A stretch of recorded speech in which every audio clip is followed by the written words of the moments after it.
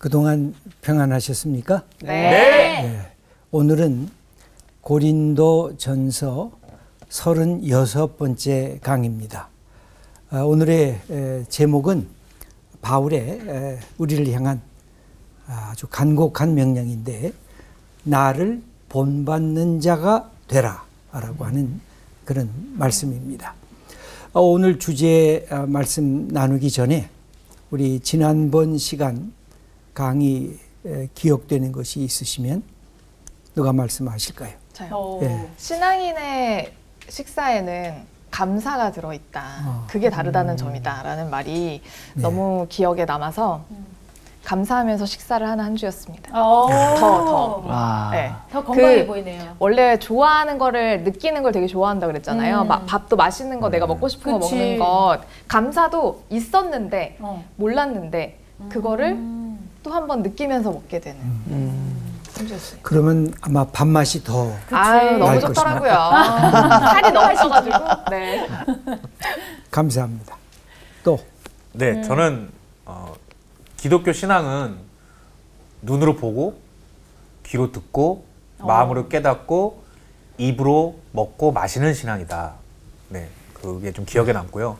제가 이제 신앙을 가진 지 2년여 정도 됐는데, 그 말을 듣고 참 느낀 게, 기독교는 참 유쾌하고 밝은 신앙이다. 네, 맞아. 이런 생각을 좀 했습니다.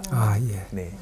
예수님 믿는다고 하는 것은 그런 점에서 보면 우리의 삶 전체를 이렇게 휘감고 있는, 그러면서 우리를 인도하시는 정말 멋지고 매력적인 그런 종교, 그런 신앙이 기독교 신앙이라고 할 수가 있겠습니다. 네. 예. 지난 강의 때 그 말씀하셨던 게 저도 그건 알고 있었어요. 예수님의 별명이 세리와 죄인들의 친구이다. 그건 알고 있었는데 먹기를 탐하는 자라는 거를 이제 지난 강의를 통해서 알게 되면서 더욱더 예수님과 저의 친밀감이 형성되면서 근데 그것이 가장 소통이 중요한 자리이고 유대감이 더욱더 친밀해지는 중요한 자리이다라는 걸 깨닫게 되었어요. 예수님이 그 먹거리를 같이 나누시면서 너와 나는 친구고 너와 나는 하나님 나라의 백성이고 이 장소가 하나님이 함께 하시는 자리다. 그래서 이 먹는 공동체를 그렇게 강조하신 이유도 하나님 나라의 새로운 모습을 우리들에게 보여주려고 하셨기 때문에, 그래서 예수님의 비유 자체가, 하나님 나라 비유가 이 먹는 비유, 잔치 비유가 그렇게 많은 것도, 이게 먹고 마실 때 얼마나 이게 느낌이 좋고 즐겁고 감사하고 기쁩니까? 기독교 공동체가 갖고 있는 하나님 나라의 특징을 그렇게 묘사하신 것이죠. 저는 그 우상숭배라는 게, 그 전에 우상숭배에 대한 이야기를 들을 때면 저는 항상 또 내가 뭘 섬기고 있는 거 아니야? 그럼 항상 쫄아있고 무서워하고 있었는데, 그 말씀 강의 들으면서 우상숭배하지 않는 게 나에게 자유함을 얘기해 주는 거구나. 우상숭배를 안 하는 게 진짜 자유한 거구나. 그게 와닿아서 참 좋았어요. 예. 진짜 하나님의 자유로운 아들과 딸을 만드시기 위한 하나님이 우리에게 주신 명령이신 거죠. 그러니까 하나님만 바라보면 다른 거 웬만한데 내가 거기에 솔깃솔깃하고 넘어가지 않고, 하나님만 두려워하면 하나님이 만드신 이 세상을 내가 두려워할 필요가 없는 거죠. 그런 점에서 이 신앙의 자유함의 축복을 주는 말씀이 우상숭배하지 말라. 아주 중요한 우리의 삶의 태도입니다. 그런 점에서 예수 믿으면 진짜 매력적인 사람이 되는 거예요. 정말 저 사람 인생을 멋지게 산다. 그리고 자존감도 뚜렷하고 지혜의 분별력도 있고, 그리고 굉장한 자유자다. 그런데 겸손까지 해. 그러면 이게 누가 그 사람에 대해서 함부로 할 수가 없고 오히려 존중하고 귀히 여기는 그런 사람이 될 수가 있는 거죠.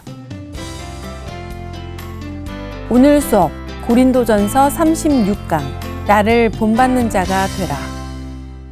바울은 아주 당당하게 이런 표현을 씁니다. 나를 본받는 자가 되라. 당당하다. 이 말을 반복해서 고린도전서 4장, 갈라디아서 4장, 빌립보서 3장, 데살로니가전서 1장에 나를 본받는 자가 되라. 그럼 누구는 본받지 못했다는 뜻일까요? 누가? 바로 고린도 교인들이.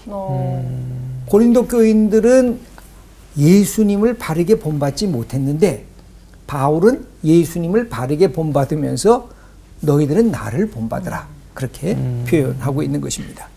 저는 이 말을 처음 들었을 때 내가 저런 말 할 수 있을까? 어? 사람들 앞에 나 본받아. 야, 도대체 너 본받을 게 뭐가 있냐? 내가 예수 믿으면서도 나 예수 믿는 거 좀 본받아봐. 너 예수 믿는데 뭘 본받아? 하고 물어보면 내가 뭐라고 대답할 수 있을까? 그래서 너무 교만한 말 같은데 그런 생각도 참 많이 들었어요. 그러다가 어떤 날 다시 성경을 보니까 아, 저것은 바울이 예수님을 닮아가는 자기 모습에 대한 당당한 열정을 사람들에게 알려주고 싶은 거구나. 내가 예수님을 얼마나 사랑하는지, 예수님의 뜻대로 살기로 내가 마음속에 작정을 했는지, 그 속에서 진정한 자유와 내가 하나님의 주신 기쁨의 선물을 누리면서 사는지 이걸 너희들이 좀 알았으면 좋겠어. 그 나를 좀 본받아. 그렇게 요청한 것이 아닌가 하고 새롭게 본문이 다가왔습니다. 여러분 예수 믿으면서 바울처럼 나를 본받으라. 그런 거 있겠죠? 뭐가 있을 수 있을까요? 우리 홍가람님, 뭐 사람들이 야, 너 예수 믿었는데 나 예수 믿으면 뭘 본받을 수 있냐? 제가 딴 사람한테 그런 적이 있냐고요? 아, 다른 사람이 물어보면 할 말이 뭐 없냐고.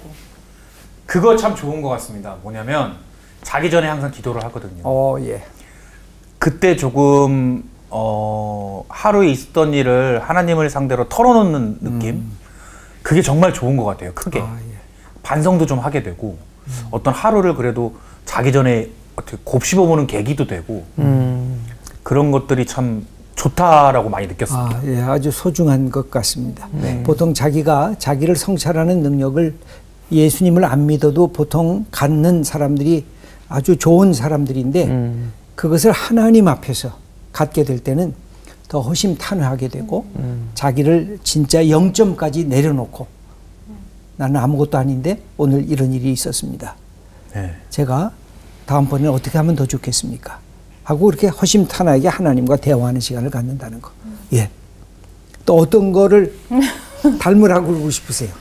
근데 좀 돌이켜보면 좀 긍정적인 사고방식이 뭐 타고났다라기보다 뭐 그런 부분도 있을 수도 있겠지만 신앙생활을 하면서 그렇게 변화되었던 것 같아요. 그래서 예전에 저희 선배가 저에게 했던 말이 뭐가 있는데 이렇게 밝지? 이런 얘기를 들은 적이 있어요. 예, 그게 오히려 어떻게 보면 이 신앙생활을 하면서 그 저절로 이렇게 보여졌던 게 아닌가. 예. 네. 큰 축복을 받으신 거예요. 그럴 수도 있을 것 같아요. 아마 성품적으로 조금 외향적인 특징이 있을 수 있겠지만 예수 그리스도를 믿으면서 나 자신을 이렇게 자유롭게 표현하는 그런 좋은 성품, 아주 매력적인 것입니다. 그리고 너무 소중한 것이에요. 우리 여윤정님, 축복 중에 축복이네. 우리 서현미님은 뭘 저요? 예수 믿으면서 이거 좀 닮을 수 있는데 하고 얘기할 수 있겠습니까? 저는 스스로 생각했을 때 되게 대범한 것 같거든요. 근데 그게 왜 투자라고 하면 되게 하이리스크 하이리턴 막 이렇게 얘기를 하는데 그건 이제 원금을 잃을 수도 있다라는 의미잖아요. 근데 저는 원금이 보장되는 신앙 그리고 그런 삶을 사는 것 같아요. 그래서 어떤 좀 어려운 일이나 아니면 정말 슬픈 일이나 이런 것이 있더라도 감당할 만큼만 주셨겠지라는 생각을 항상 하거든요. 그래서 만약에 안 되더라도 책임지시겠지. 이래서 일단 하고 보자. 라는 그런 대범함이 있는 것 같거든요. 근데 여기에는 믿는 구석이라는 게 있는 건데 그게 이제 예수님이 아닐까. 그것도 아주 참 담대하네. 이 성품이고 삶의 태도인 것 같습니다. 아까 재밌는 표현인데 원금이 보장되는 신앙. 광고 무슨 그건가 그런 줄 알았어. 그 원금이 보장되어 있는 신앙의 원금이 뭘까요? 예수님. 예수님인데 내가 하나님의 딸이다. 내가 예수님과 하나님과 더불어 교제하고 있는 하나님의 사람이다. 이런 것이 우리 어디 던져놔도 그죠? 나는 하나님의 사람이야. 그것이 나를 담대하게 하고 누구한테 꿀릴 게 없죠. 네. 어떤 사람을 만나든 나이 같은 사람을 만나든 남자를 만나든 여자를 만나든 그 당당한 게 아주 소중하고 멋진 것입니다. 예. 저는 근심이랑 걱정이 좀 많은 편인데 진짜 마음이 낙담되고 힘들 때 예수님한테 좀 허심탄회하게 얘기를 할 수 있다는 게 되게 큰 위로고 장점인 것 같아요. 뭐 예수님은 어디 가서 제 뒤에서 뭐 뒷얘기 하실 분도 아니고 하나님한테 근데 어쨌든 확실한 비밀 보장을 해주시잖아요. 그래서 그럼요. 예, 그리고 내 얘기를 그렇게 비웃는 분도 아니고 하여튼 내가 갖고 있는 모든 아픔, 슬픔, 부끄러움 그걸 그냥 사실 누구한테 토해내기가 어렵잖아요. 네. 그러면 진짜 뒷담화가 갑자기 생겨지기 시작하잖아요.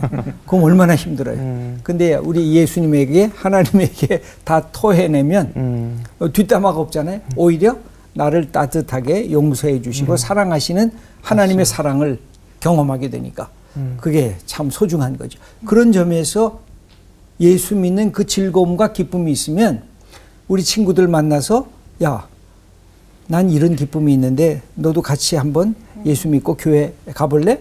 이렇게 초청할 수가 있는 거죠. 네. 그게 전도예요.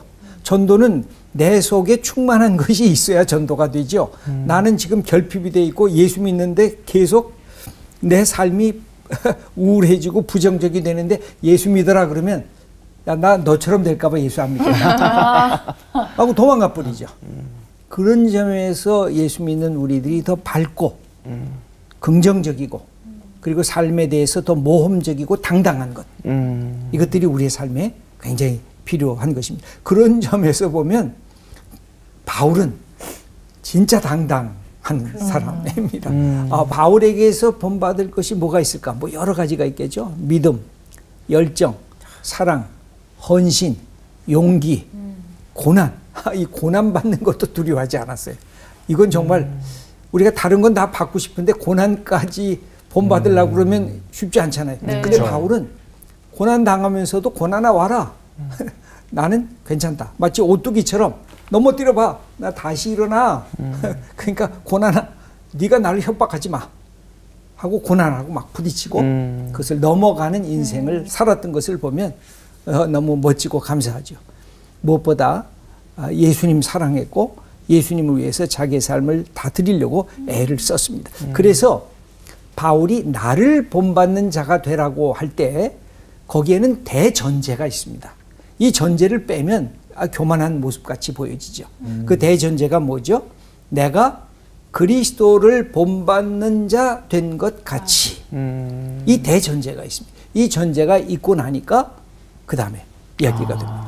우리 한번 고린도전서 11장 1절을 김보규님 한번 읽어보시겠습니까? 내가 그리스도를 본받는 자가 된 것 같이 너희는 나를 본받는 자가 되라. 예, 앞에 그 괄호가 있는 거죠. 큰 괄호가 있는 거예요. 내가 그리스도를 본받는 자가 된 것 같이.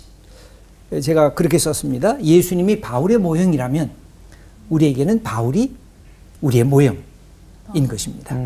그래서 예수님을 본받으라. 내가 본받는 것처럼 너희들은 나를 본받으라 할 때 그게 구체적으로 뭘까? 거기에는 첫째는 예수님을 본받는 것이 꼭 불가능하지는 않다. 내가 본받았으니까 너희도 예수님을 본받을 수 있다. 그 가능성을 열어준 것입니다. 두 번째는 너희들이 잘 모르겠으면 나는 보이지 않느냐. 예수님은 승천하셨으니까 이제 벌써 앞에 보이지 않잖아요. 나는 너희들 앞에 보이지 않느냐. 내 모습을 보면서 예수님을 본받는 자가 되라. 그렇게 구체적으로 가르치고 있는 것입니다. 그러면 바울이 본받은 예수님의 모습은 도대체 뭘까요?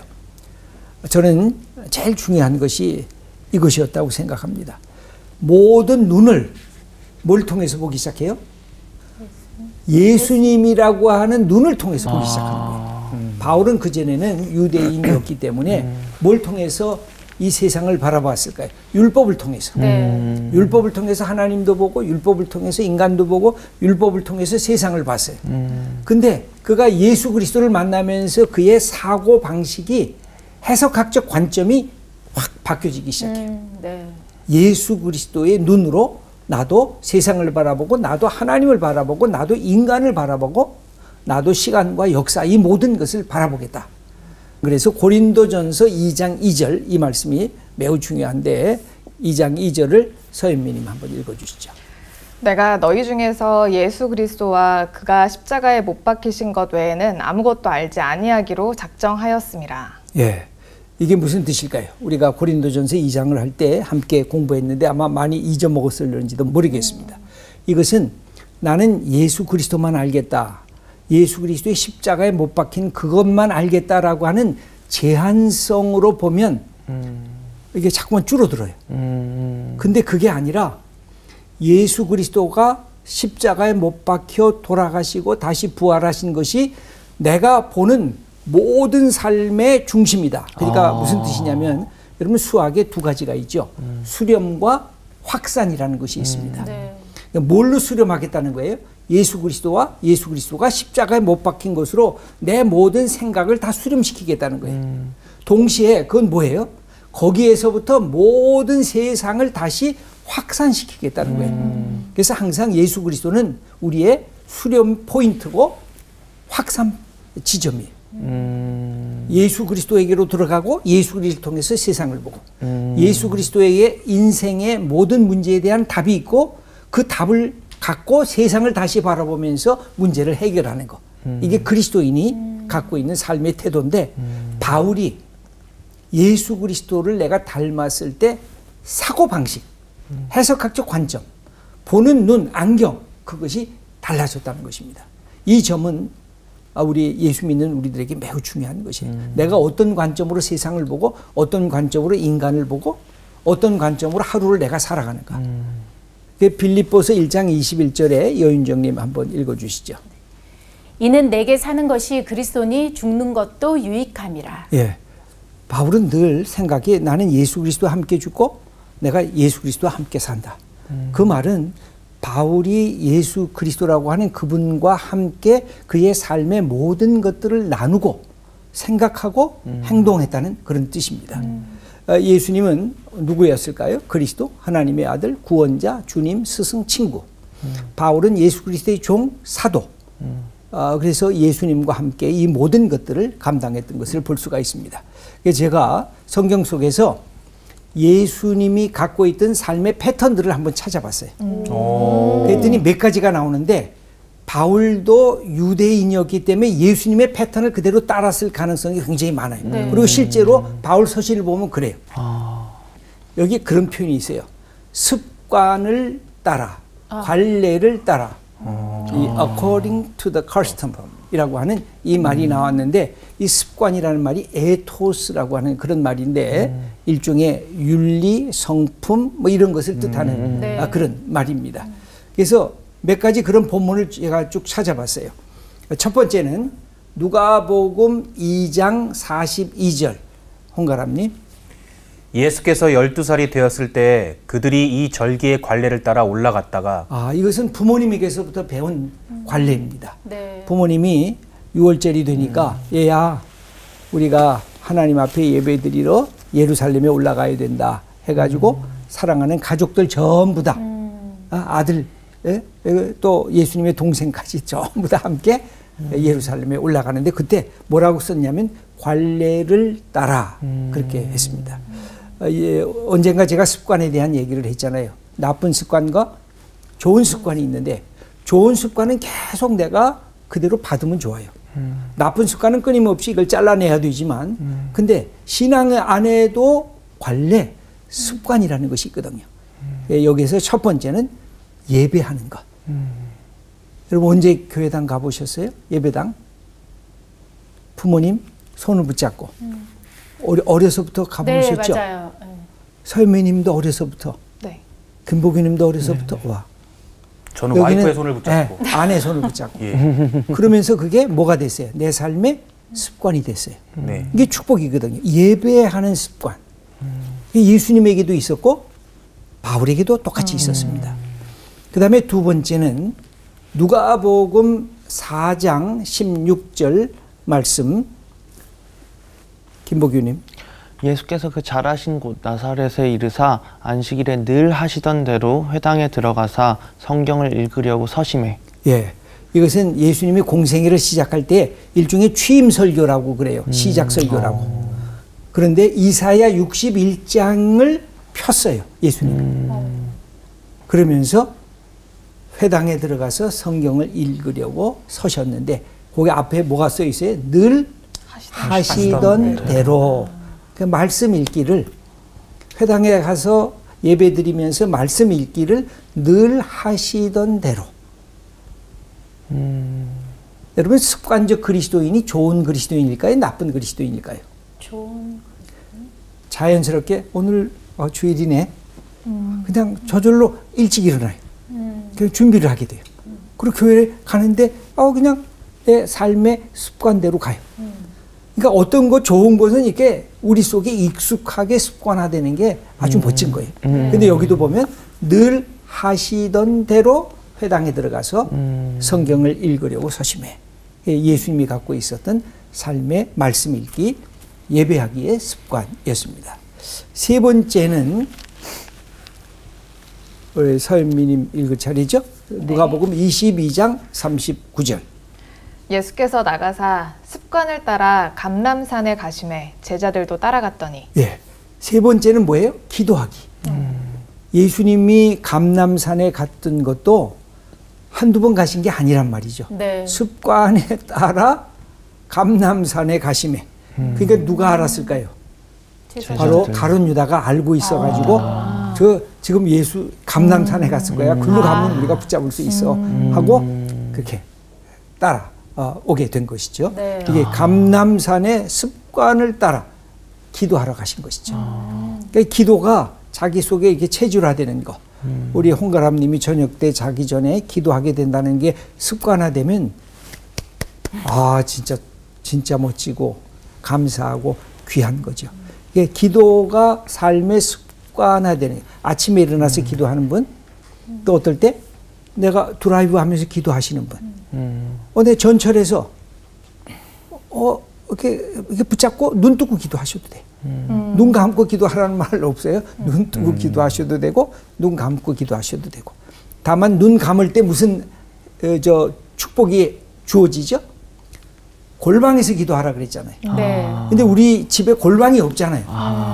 그럼 언제 골방이 될까요?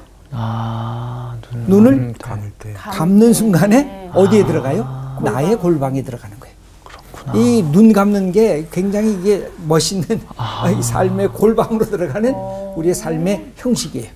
그래서 여기에 보면 습관을 따라 감람산에 가심해 기도하러 가신 것입니다. 그래서 이 습관에 따라. 그 다음에 네 번째입니다. 복음 전하는 것. 마가복음 10장 1절 여윤정님. 예수께서 거기서 떠나 유대 지경과 요단강 건너편으로 가시니 무리가 다시 모여들거늘 예수께서 다시 전례대로 가르치시더니. 예, 여기 뭐라고 하세요? 다시 전례대로. 늘 말씀 전하는 것이 그의 삶에 이렇게 깊은 관심이 됐다는 것입니다. 이건 무슨 뜻이에요? 우리가 예수님처럼 또는 바울처럼 그렇게 전문가처럼 얘기를 안 해도 내 속에 예수님에 대한 할 얘기가 있는 거. 난 예수 믿고 이런 게 좋아. 난 예수 믿고 이런 게 감사해. 난 예수 믿고 내 삶의 패턴이 이런 변화가 있었어. 그거를 자연스럽게 얘기하다가 친구한테 얘기할 수도 있고 또 다른 사람한테 이 사람도 신앙 가운데 들어오면 너무 좋겠어. 그러면 내가 자연스럽게 얘기할 수 있으면 이게 나의 삶의 습관이 되는 거죠. 그러니까 전도를 교회에서 우리가 1인씩 전도합시다. 그래서 전도할 수도 있지만 그냥 내가 아는 사람에게 내 모습을 보여주면서 함께 자연스럽게 복음을 함께 나눌 수가 있는 것입니다. 예수님은 그래서 이렇게 말씀 전하는 것을 늘 기쁨으로 감당하시는 것을 볼 수가 있습니다. 그 다음에 여기 신앙의 좋은 습관이라는 건 뭘까요? 첫째는 뭐예요? 반복해서 익숙해지는 것. 주위의 환경이 바꿔져도 지속할 수 있는 것. 이게 습관입니다. 습관은 아주 굉장한 거 아니에요. 우리의 삶의 패턴들을 바꿔주는 아주 중요한 우리의 삶의 어떤 형식, 내용이라고 할 수가 있습니다. 두 번째는 일관성을 지닌 가치관을 만들 수 있는 게 습관입니다. 특별히 좋은 습관, 말씀 읽기, 기도하기, 예배하기, 내가 갖고 있는 내 삶의 것들을 나누기, 부부가 같이 사랑하기, 모든 게 다 그래요. 이게 좋은 습관으로 우리 삶 속에 남아있는 것이 매우 중요합니다. 세 번째는 이것이 그리스도 안에서 진행이 되면 예수님의 거룩함을 닮아가는 비결이 될 수가 있습니다. 그러면서 예수님을 닮아간 바울의 크게 세 번째가 나오는데 예수님의 십자가를 자기 몸에 체험하고 체험하기를 원했어요. 그래서 바울이 고난받는 것을 두려워하지 않았던 이유가 예수님의 십자가 어떻게 저분만 지었는가? 나도 한번 그 부분을 붙들고 지면서 그것을 내가 넘어가겠다. 그래서 죽어야 산다라는 놀라운 비밀을 고난을 당하면서 깨닫게 돼요. 빌립보서 2장 8절 예수님과 바울과 한번 제가 비교해 보겠습니다. 빌립보서 2장 8절 홍가람님. 사람의 모양으로 나타나사 자기를 낮추시고 죽기까지 복종하셨으니 곧 십자가에 죽으심이라. 예, 예수님이 이 땅에 오셔서 사람의 모양으로 자기를 낮추시고 십자가에 죽으실 정도까지 하나님의 뜻에 순종했다고 하는 것입니다. 그런 점에서 고난받기를 두려워하지 않으셨어요. 마지막에 결단하시면서 십자가의 길을 가신 그 예수님의 길을 바울도 그렇게 가겠다는 거예요. 우리 김복효님 갈라디아서 6장 17절을 읽어주세요. 이후로는 누구든지 나를 괴롭게 하지 말라. 내가 내 몸에 예수의 흔적을 지니고 있노라. 예, 내 몸에 뭐가 있어요? 예수의 흔적. 이게 뭐냐면 스티그마라고 하는 말 혹 들어보셨을 거예요. 네네. 그리고 이것이 복수가 되면 스티그마타가 돼요. 이 흔적이라는 건 뭐냐면 예전에 주인이 가축을 기르면서 이건 내 가축이야. 그렇죠. 그리고 뭐를 찍어요? 낙인. 불도장으로 낙인을 찍는 거예요. 그러면 아프다고 막 소리칠 거예요. 그 불도장이. 그걸로 딱 찍는데 그 불도장이 흔적들이에요. 복수예요. 내 몸 머리에서부터 발끝까지 흔적들이 가득이 실려 있다는 거예요. 그러니까 내가 예수 그리스도를 위해서 정말 수고했는데 여러분들이 나중에 바울이 얼마나 고통을 당했는지를 보시려면 고린도후서 11장을 보시면 바울의 고난 목록들이 나와요. 그런데도 바울은 개의치 않고 내가 죽으면 하나님 앞에 설 것이고 그리고 살면 내가 교회를 위해서 내 삶을 드리겠다. 이런 당당한 그 자기 결심으로 고난받기를 두려워하지 않았던 것. 그건 왜 그랬을까요? 예수님의 그 고난에 함께 동참하기 위해서. 여러분 무언가 일을 하고 무언가 수고를 하려면 고난이 따르잖아요. 그죠? 남편 좋은 것도 많지만 내가 해야 할 수고와 고난이 있어요. 네. 아내 좋은 것도 많지만 내가 또 담당해야 할 고난이 있어요. 여러분 우리에게는 다 자기 십자가가 있거든요. 그 십자가가 누구의 십자가로 바꿔지는 거? 예수님의 십자가와 동행하는 나의 십자가로 바뀌어지는 거. 그게 바울이 당했던 고난이었어요. 그 다음에 네 번째가 있어요. 나의 뜻이 아니라 하나님의 뜻을 우선했다고 하는 것입니다. 예수님의 모습을 보도록 하십니다. 마가복음 13장 36절. 이르시되 아빠 아버지여 아버지께서 모든 것이 가능하오니 이 잔을 내게서 옮기시옵소서. 그러나 나의 원대로 마옵시고 아버지의 원대로 하옵소서. 예, 여기 보면 유명한 겟세마네 동산에서 기도 아니에요? 네. 이때 제일 중요한 게 뭐예요? 나의 소원, 그 다음에 하나님의 소원. 이게 충돌이 되잖아요. 여러분 그럴 때 많죠? 기도할 때 나는 이걸 원하는데 가만히 기도하다 보면 하나님 이거 원하시지 않는 것 같아. 이게 느낌이 온다고요. 네. 그때 접속사를 하나를 딱 붙잡아야 돼. 어떤 접속사를 붙잡을까요? 그러나. 그러니까 내 요청을 하셔야 돼요. 여러분 너무 이렇게 숨기지 마시고 하나님 나 이거 원하는데요. 하나님 나 이것도 원하는데요. 하나님 나 이거 해주세요. 그럼 어떻게 해주실래요? 나 원해요. 나 소원이에요. 그러고 나서는 마지막에 어떻게 기도가 끝나야 돼요? 그러나 내 뜻대로 하지 마시고 아버지의 뜻대로 하나님의 뜻대로 하시옵소서. 그러면 귀한 기도예요. 그러니까 내 소원을 얘기하지 말라는 게 아니에요. 내 소원 다 얘기하셔도 괜찮아요. 네. 그러고 나서 마지막 하나님에게 맡기는 거죠. 그러나 하나님의 뜻이 내 삶에서 이루어지기를 원합니다. 그러니까 바울도 똑같았어요. 그래서 로마서 12장 2절을 서현미님 한번 읽어주세요. 저 그 전에 질문 하나만 해도 될까요? 아, 질문하겠다고? 예. 저희 기도를 하잖아요. 하나님 제가 이걸 원하는데요. 예. 그러나 제 원대로 하지 마시고 아버지의 원대로 하옵소서라고 기도를 하하잖아요. 그럼 혹시 하나님의 생각을 바꾸시기도 하나요? 맞아요. 성경에는 그런 예도 많이 나오죠. 이게 하나님이 자기 뜻을 바꾸셨다 그렇게 표현해요. 근데 그 말이 인간이 주어가 되면 후회하셨다 그런 표현이에요. 그러니까 하나님이 내가 이거 잘못했으니까 하나님이 회개하신 거라고 돼요. 하나님이 바꾸신 거예요. 뜻을. 그래서 제일 처음에 이렇게 가려다가 모세가 막 요청을 하니까 나 이 길로 갈래. 모세가 또 요청을 해. 그래서 바꾸자. 매번 내가 원하는 기도를 할 때마다 나 안 돼. 그건 너무 이기적이네. 그건 너무 너 자신을 자랑하려고 그러네.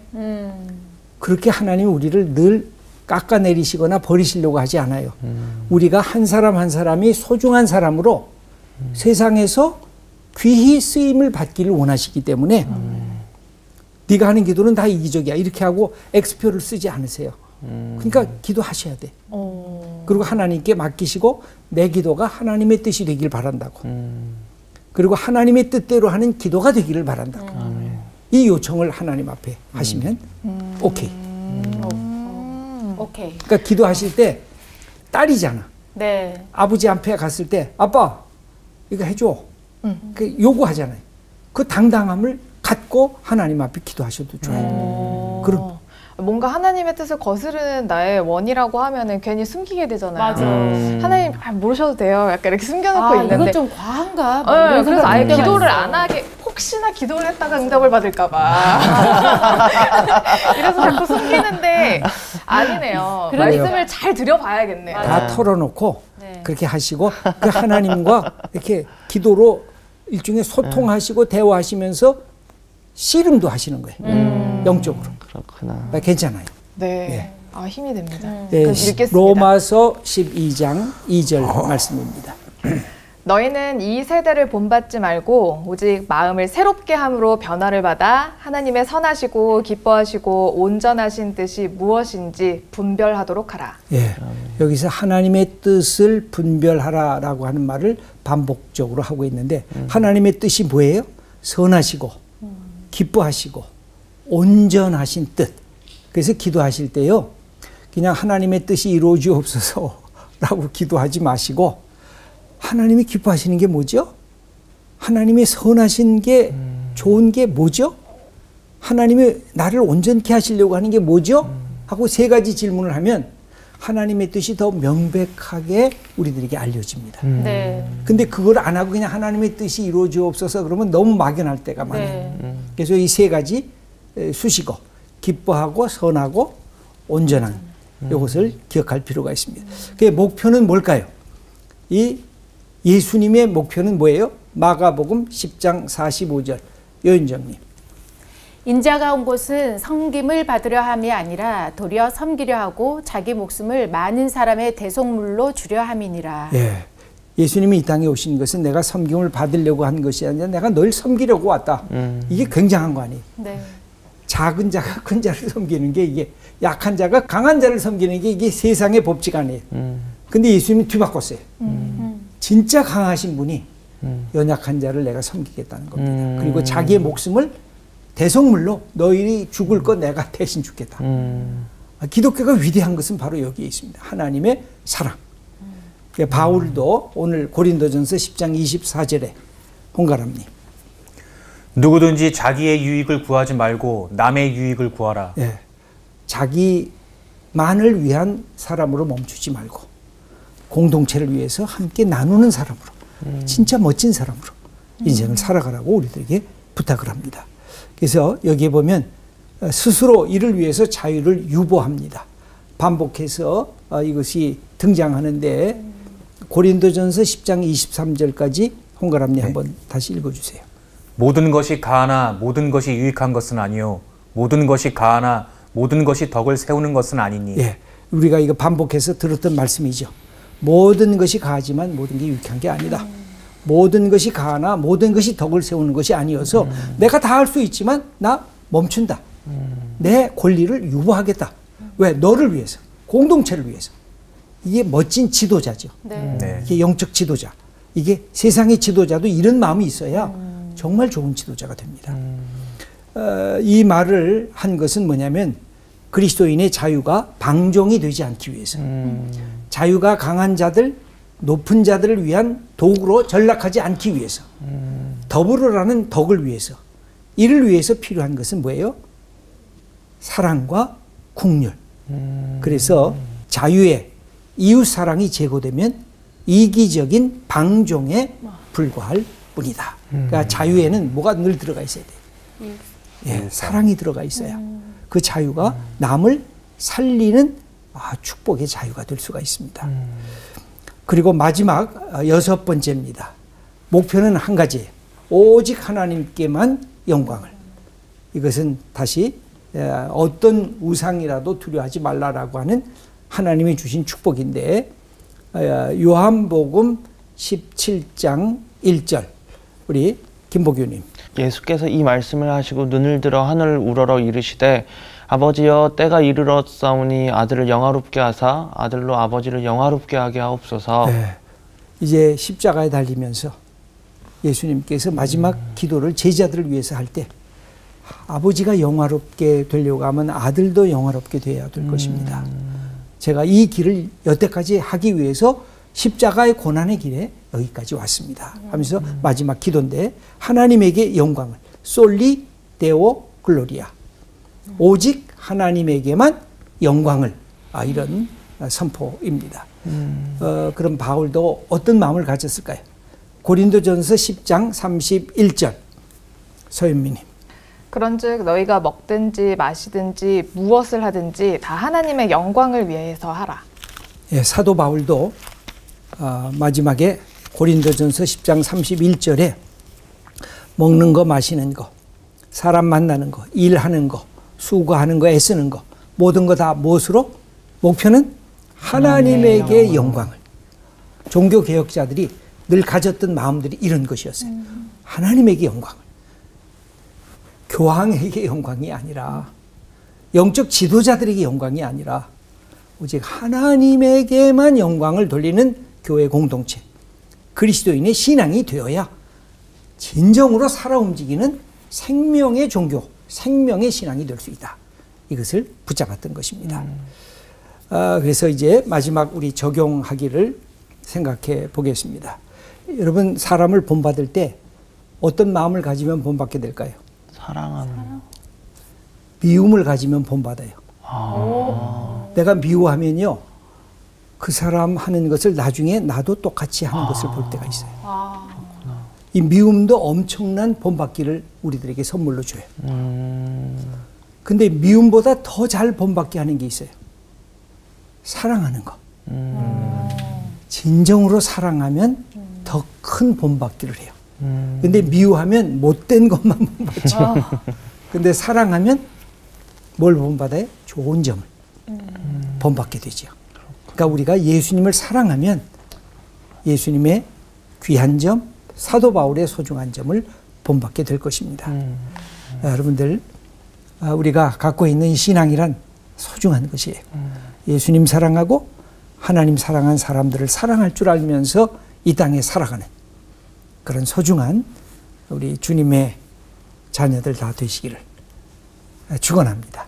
이렇게 오늘 강의는 여기까지 하고 마치도록 하겠습니다. 감사합니다. 감사합니다.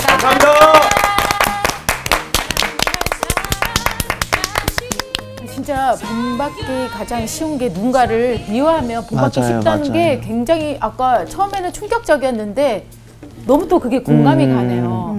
그 미워하는 사람 미워하다가 그걸 그대로 따라하는 맞아, 내 맞아. 모습을 볼 때가 많았거든요. 근데 그건 너무 안 좋은 분반의 점이라면 정말 누군가를 깊이 사랑한다면 닮고 싶잖아요. 근데 내가 정말 예수님을 깊이 사랑한다면 내가 정말 예수님의 어떤 성품부터 하나하나 다 닮아갈 수 있지 않을까. 오늘부터 하나씩 좀 이렇게 실천을 해야 될 것 같아요. 맞습니다. 네. 사랑하면서 한 걸음 한 걸음 따라가는 그런 일주일 보내고 우리 다음 주 또 만나자고요. 네. 네. 갑시다.